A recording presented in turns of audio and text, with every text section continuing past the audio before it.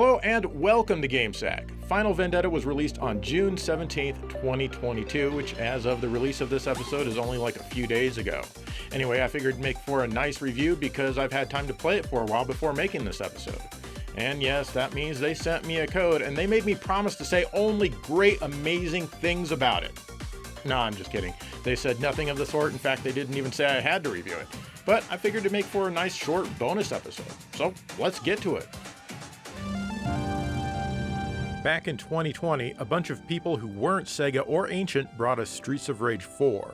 I had initially intended to review this one in its own episode, but after playing the game for a bit, I put it down and never really had any interest in booting it back up again.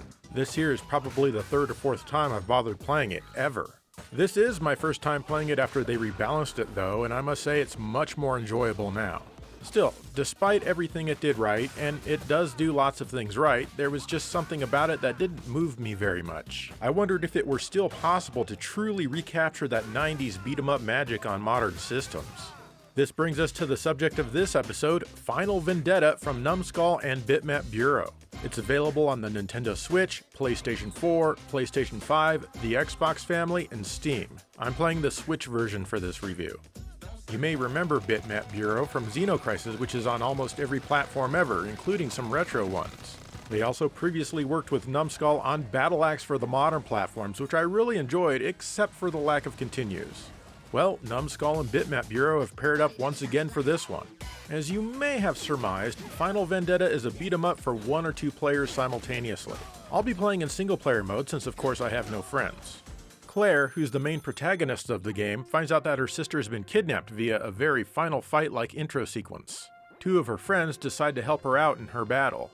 You can choose between easy and hard difficulty modes, no normal or middle ground here. This is pretty standard for Bitmap Bureau. I'll come back to the differences in a bit, but I played on hard first.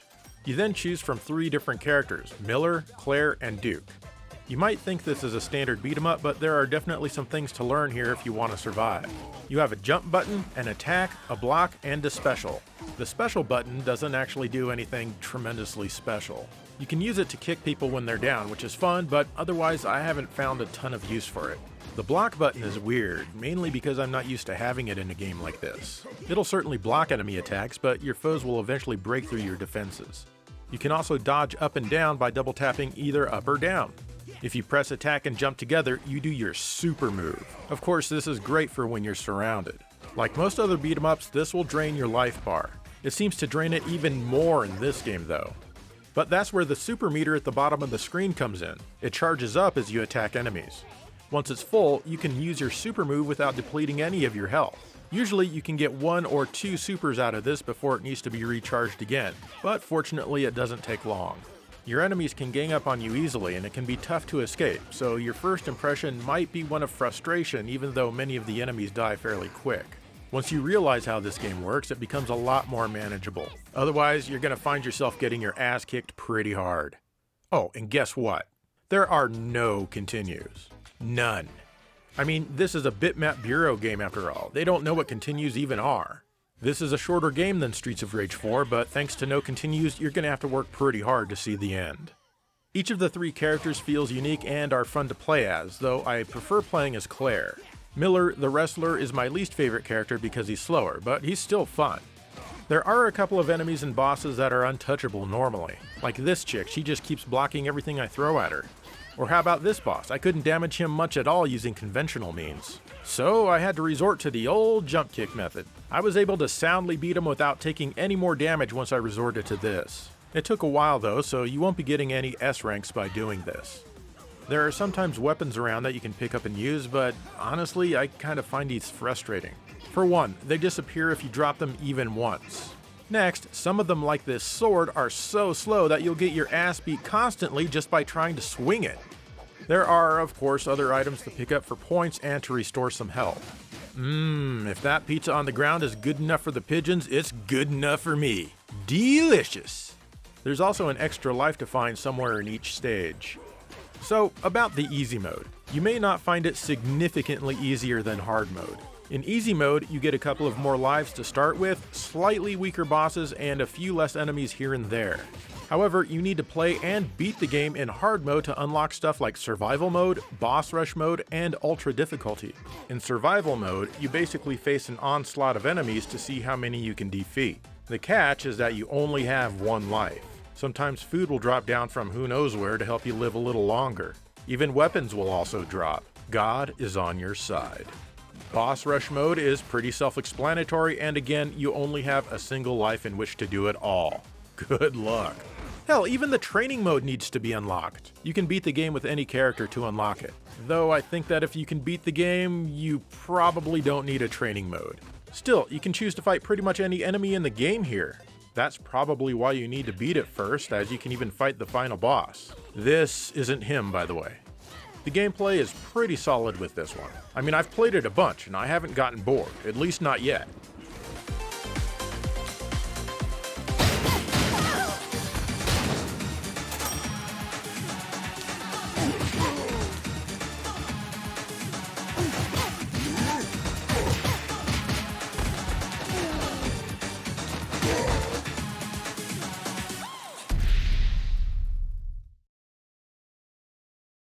When this game was first announced, the title Final Vendetta kind of amused me because it was like half Final Fight, half Vendetta, and Vendetta is a really cool arcade beat-em-up by Konami. I always felt they should have just gone full tilt and called it Final Vendetta of Rage. That way it's half Final Fight, half Vendetta, and half Streets of Rage. Anyway, I've got more to say about this one, so let's get back into it. Final Vendetta features a retro pixel style for its artwork. This is a decision that I'm 100% okay with. Back when Streets of Rage 4 was announced, a lot of people complained about the artwork, saying that it was too cartoony for such a game, among other things. Though some people liked it quite a bit. I do feel that you can get used to the visuals in Streets of Rage 4 after you play it for a while if you were a bit put off by them initially. However, if Streets of Rage 4 had graphics in a similar style to this, I think there would have been far less controversy. I'm not saying that this is better than what Streets of Rage 4 has, I'm just saying that it would have been less divisive. Find the lie. The pixels here are sharp, the colors are great, and the animation is quite fluid. A lot of it seems inspired by Final Fight more than anything. Like that game, the first stage is a slum, but that's not unusual for a beat-em-up. But the second stage is nothing if not Final Fight. Like that game, you get onto a subway car and continue the fight. However, in this one, you actually reach a destination and get off. Eventually another subway car comes delivering more goons to smash your face in. This amuses me a lot for some reason. I just imagine all the bad guys waiting at the subway stop after I got on the previous car thinking they're somehow going to catch up with me. Apparently it worked out well for them because, hey, here they are, but my fist isn't going to work out well for their face. There's even a CRT shader option that puts light scan lines on the screen and softens the image a tad. It's not a bad filter, and you can turn it on and off as well as adjust the sound at any time by pausing the game. While I certainly like the backgrounds, I do sometimes wish that they had a bit more detail. I'd like to see more animation and funny things going on back there. Not only that, but I wish there were a few more styles of enemy characters. Though is it just me, or when these guys get together are you reminded of the Game Chasers? Ew. Also, this scene, which is clearly inspired by Streets of Rage 3, uses dithered graphics to portray the spotlights. I think that if it were up to me, I would have used transparencies here instead of dithering. That's really only a minor complaint though. Actually, complaint isn't even the right word, maybe nitpick. I nitpick a lot, but you know that, so let's continue. I'm not hugely fond of this part where the foreground covers so much of the screen. I get that it's intentional, but it's still not something that puts a huge smile on my face. Fortunately, it's a rather quick sequence. There is a tiny bit of shimmering in the scrolling as the graphics aren't perfectly scaled, but honestly, it's not bad at all, and it's only barely noticeable if you look for it. There's a pixel snap mode, which offers perfect integer scaling by making the image smaller, but this mode is hidden with a cheat code for some reason. The CRT shader is also slightly better in this mode thanks to the integer scaling, but only a little bit. I recommend just playing the game in default full screen mode as it's perfectly fine. So, how is the music? Well, it's mostly dance or techno style stuff that's a bit inspired by the likes of Streets of Rage, but it's certainly not trying to be Streets of Rage. That said, it's mostly pretty good stuff here. It keeps the energy level up for sure, and it definitely makes the game more enjoyable.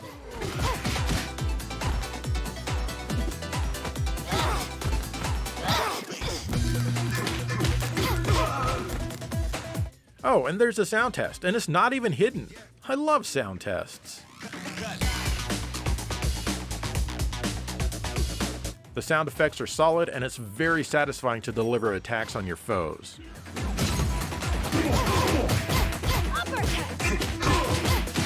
Some of the bosses have a few intro voices, but there's not a ton of talking in this one, and that's fine.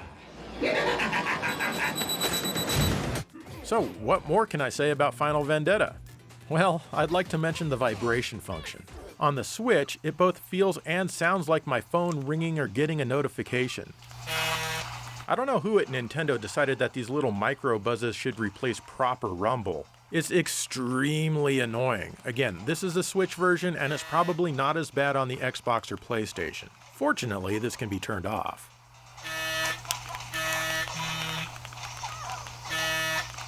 Also, it seems that sometimes the high scores get lost after a power cycle. The second time I booted up this game, my score from the first time was nowhere to be found.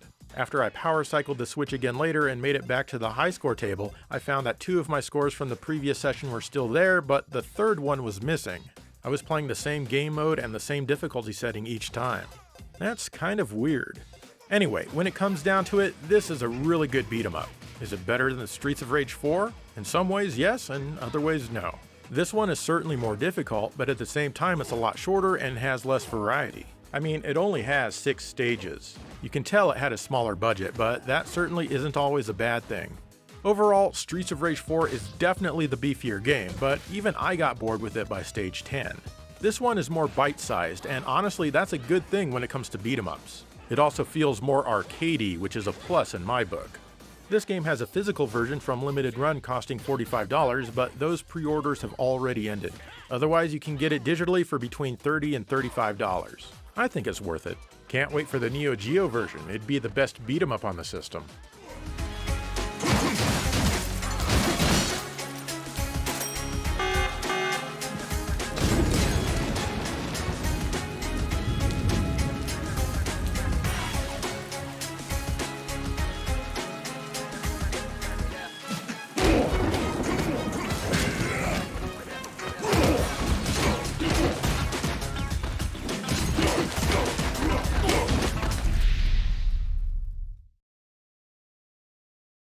There you go, those are my thoughts on Final Vendetta. That one weird thing with the high score table may have been fixed by now, or maybe it will be soon, I'm not sure.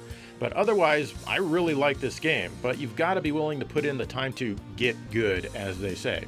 So did you pick this one up, or are you planning to in the future? What'd you think? Let me know. In the meantime, thank you for watching GameSack.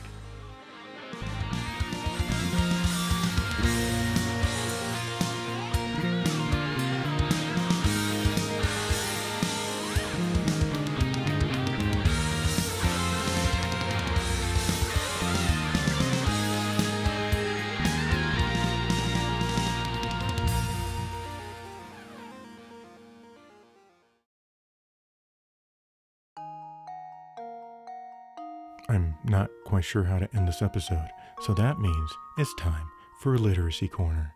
On today's episode, I'm going to be reading the back of the box for Bare Knuckle 3 on the Sega Mega Drive, so grab your copy of Bare Knuckle 3 and read along. Copyright 1994, Sega. Music, copyright Yuzo Koshiro.